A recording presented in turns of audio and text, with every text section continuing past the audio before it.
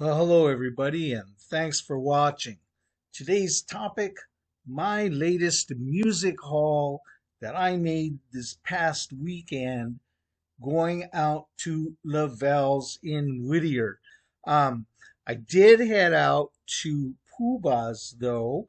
I think maybe a few days after I got the Stones album or something that weekend later. I did go out to Puba Records in Pasadena, and I was disappointed because they seem to have returned to the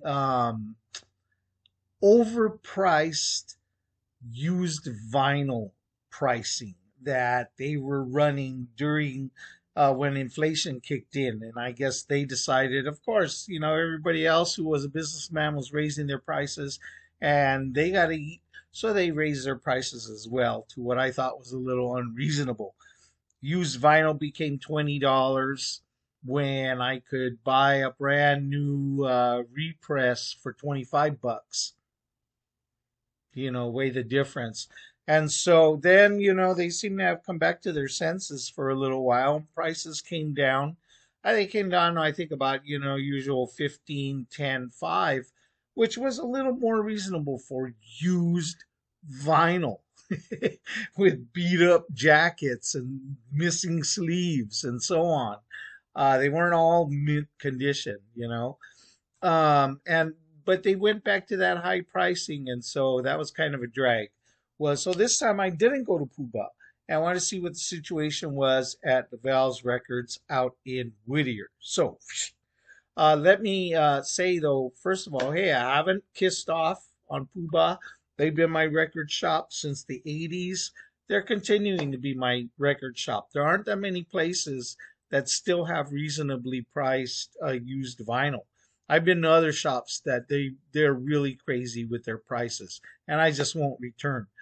Puba, a little high for a period of time. I can absorb it, and every now and then there's a jewel that you find, right? So, getting back to the point, I went to Lovell's this weekend. What did I find? I found some great value, and I picked up some good albums, and the prices were right. $2.99, $3.99, $5.99, $9.99 for the big hitters. And so that's reasonable. Once again, it's used vinyl, right? Okay, so what did I get? Here we go. In no particular order. Album number one, Welcome to the 80s, Tommy Two Tone. This is the debut album from the new wave, what some might call one hit wonders. Certainly, they did have that one big hit, the one with the telephone number in it. All right. It's not on this album, unfortunately. They had a couple of Tommy Two Tones, and I read all the song titles, and neither of them had it. And so I went for the debut, and I'm pretty happy. They're a good band regardless. If you know the song 8675309, that's them, and that's their song, and that's their sound. If you don't know them, or you've never heard an LP worth of them, they're like, once again, 80s power poppy,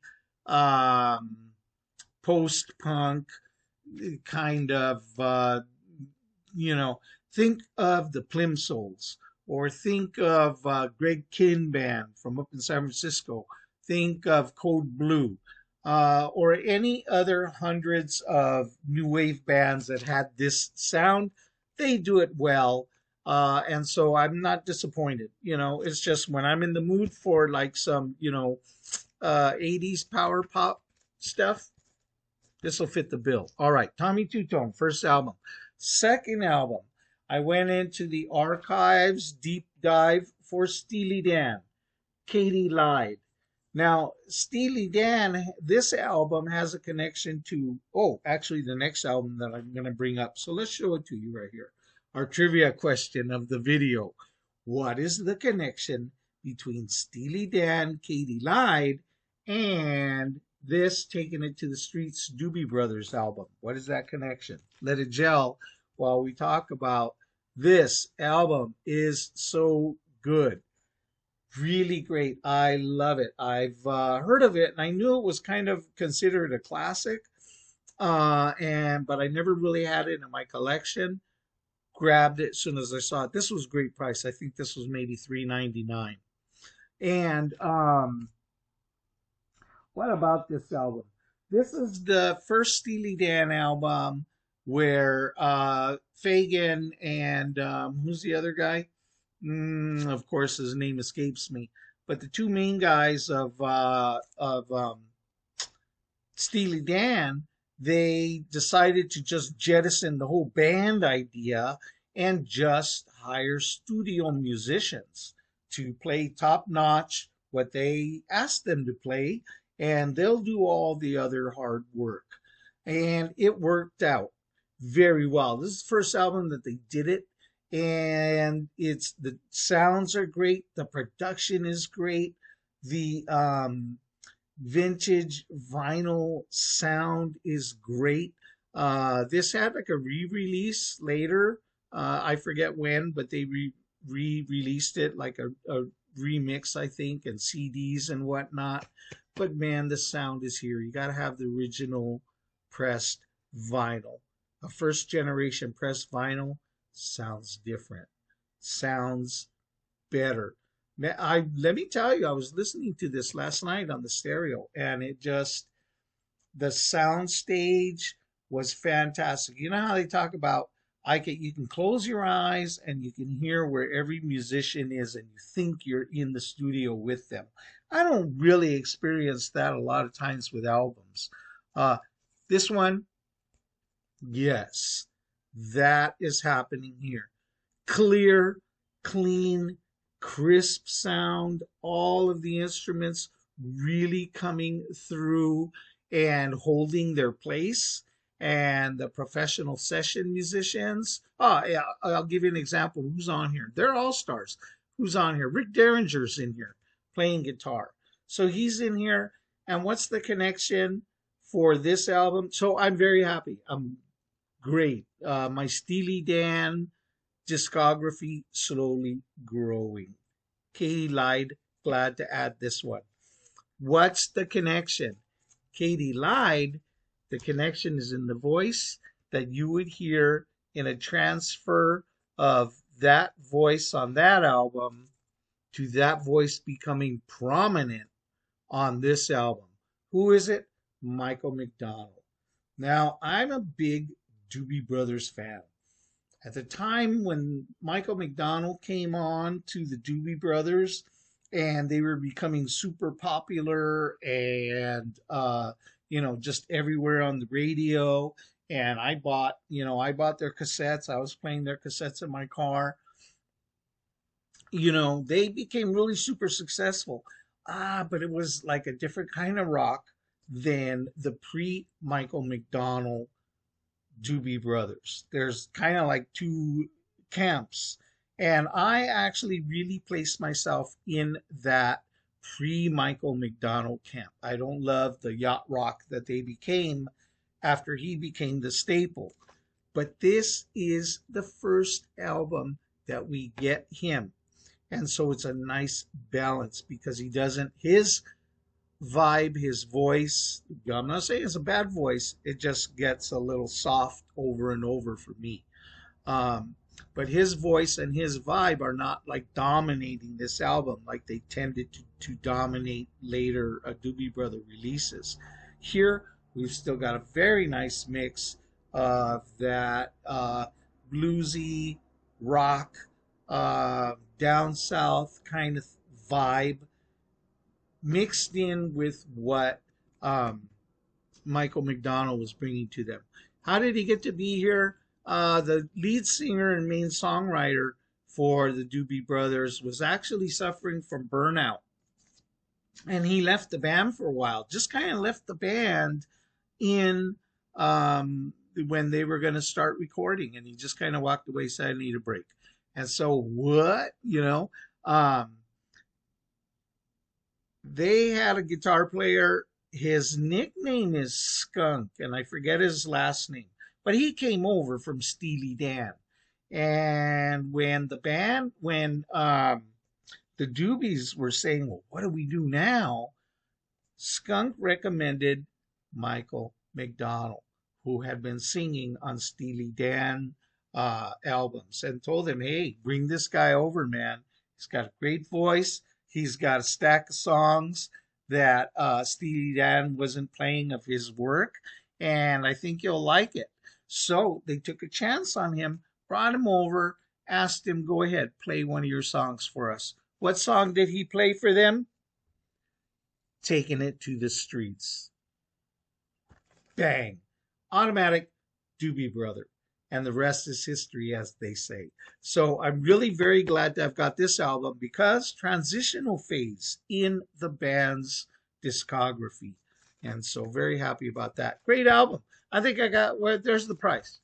$3.99. See, that's reasonable. All right, here we go. What's up next is Stones compilation. Believe it or not, I still don't have every Stones album there is out there. Partly because they just released so many rehashes and compilations. And we won't even get started on the bootlegs and the unofficial stuff that's floating around. But this is one of the compilations that they put out that I never had, Sucking in the 70s.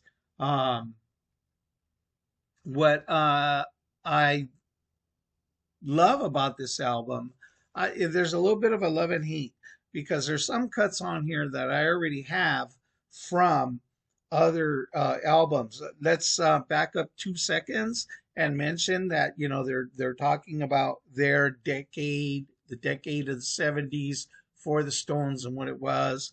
A lot of people will argue that it began great with Exile and then just finished out in wreckage of drugs, Jack Daniels, and overindulgence in everything that rock and roll will bring you. Well, that may be true, but that to me just adds to the legend of the band. And I was very happy to pick this up. Some of the cuts on here are edits that came from other previous albums, studio releases, because it's a compilation, right? And so some of the edits are kind of weak. I really don't like what they did. For example, one of my favorite Mick Taylor cuts being Time Waits for No One. It's on here, and I really don't like the re-edit on this, but that's fine because I have it, on my original vinyl. It's Only Rock and Roll is where you'll find that cut. But anyways, it's on here. It's got Shattered on here. What I like is it's got a couple of nice live cuts. And the one that I really like, which I've kind of grown to be tired of on their tours when they play live. I mentioned this when I did my Hackney Diamonds review, that all down the line, what they've done is kind of gospelized it up into like a revival choir, churchy kind of vibe in when they do it live nowadays. And so I really don't get into it too much when they play it live because I'm just not a big fan of gospel music and that whole vibe. It's just not for me. But this version of All Down the Line live on here, I think it was recorded in Pontiac, Michigan, 1978, if my memory serves me. Man, this version is hyped up, pumped up, punked up, feeling the energy of the new music that's starting to bubble up from the kids' culture of, new wave and punk and that kind of stuff, that kind of energy. It's driving them and pushing them as well. So I really love that cut.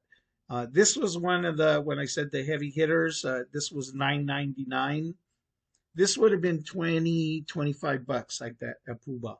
And I would have walked away from a great album because this is really a pretty darn good album. You just kind of want to put this album on. You want to do a hell of a lot of coke and have some razzmatazz time, if you know what I'm talking about.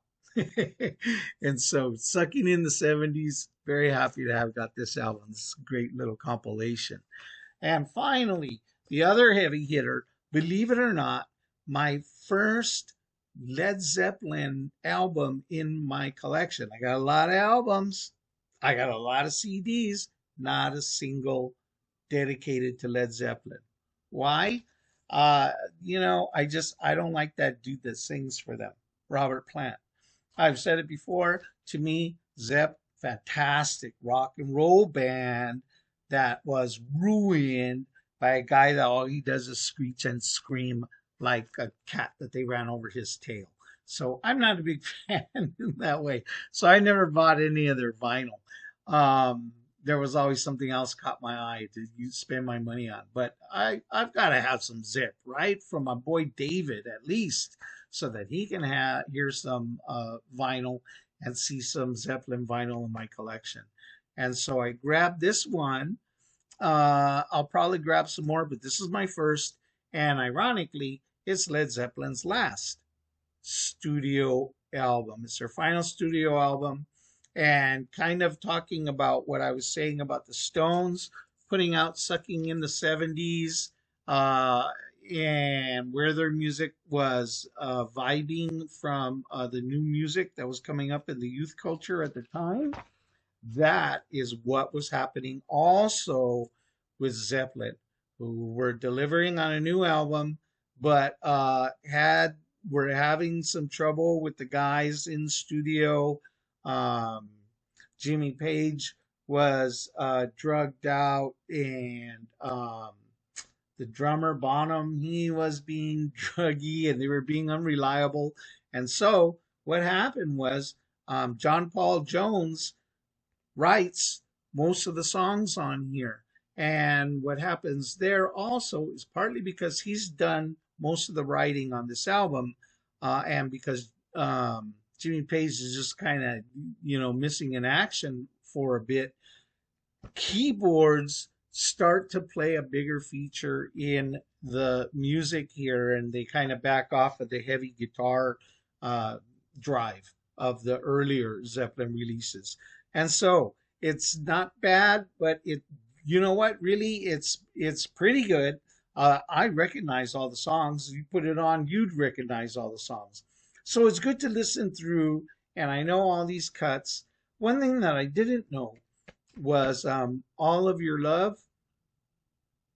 Apparently, Robert Plant had recently, when they made the album, had just prior lost his 5-year-old son to, I forgot, an infection got him, I think. Either way, tragic loss to his young son. And so he's coming in and putting up this album. And All of Your Love is apparently a homage and partly a salute to his passed away son. And so there is another marker for this album. Oh, you know what's missing here? And I don't know why it's here, but I'll tell you. I thought there was one album missing. All the albums are super clean. Oh, they just play fantastic, okay? And the reason why I remember this is because that last album that I was going to tell you about was Low Sparks and High Heel Boys from Traffic. They had the album there. They had the original old vinyl with the diagonal cut and the whole 9 yards. And here's where Discogs came in handy. I made a video a little while back about why Discogs is, a pretty good resource for an album collector like me. And one thing is that I had mentioned that, I can look if I'm at the record store and I can't remember, do I have that album? Or another good feature is that I can look on there, which happened with the Traffic album. I knew I have the album, but I can also look and see, does it need an upgrade? Now, somebody asked me, what does upgrade mean? So I'll explain it here also as well, just in case. An upgrade means like you have an album that plays pretty good, but maybe not so great. It has some pops, maybe it has skips, maybe one song, is scratched. And an upgrade would be I'm on the hunt for a better sounding, cleaner copy. And so when I looked in Discogs, I looked up my traffic, low sparks, and I saw, oh, look, it said needs an upgrade. So, all right, the album was $1.99. In a way, disrespecting a classic Traffic album for $1.99. But I'm glad because, as I said, there's always a jewel in the rough. And one reason why it was $1.99, though, I'll tell you, is that because the cover, I don't have it, it's in the pad, but the cover was pretty well beat up. It had like some big, like some kid went like this with the cover. So it had like big wrinkle creases in it. So that was not very attractive. But otherwise, man, and when I pulled the record out, it looked a little ragged, but I cleaned it up. Gave it a good cleaning. Sounds fantastic. Definitely an upgrade. I can't remember what my original copy was, that made me make a note of needs an upgrade, but the one that I played was so crystal clear. It's really great. I would rate it near mint. Whatever the other one was, I'm sure it's an upgrade. And one more thing for those of you who are record collector heads out there, which again, this is another nail in my coffin of being officially a record collector, because when I saw needs an upgrade, right, I looked it up when I got home. What album did I have already that I said requires upgrade? It was a Winchester pressing from the Winchester record pressing plant. The one that I got is from the LA. It's an LA pressing. And to me, I love the LA pressings just simply because I'm here in LA. And so that's one reason. So now I have a Winchester and an LA copy. I'm thinking of keeping them both because they're both pressings from different plants. We'll see what happens with that. All right, but there you go. See, cuckoo. I've gone cuckoo for record collecting. All right, thanks for watching, everybody, and I'll see you next time. Peace.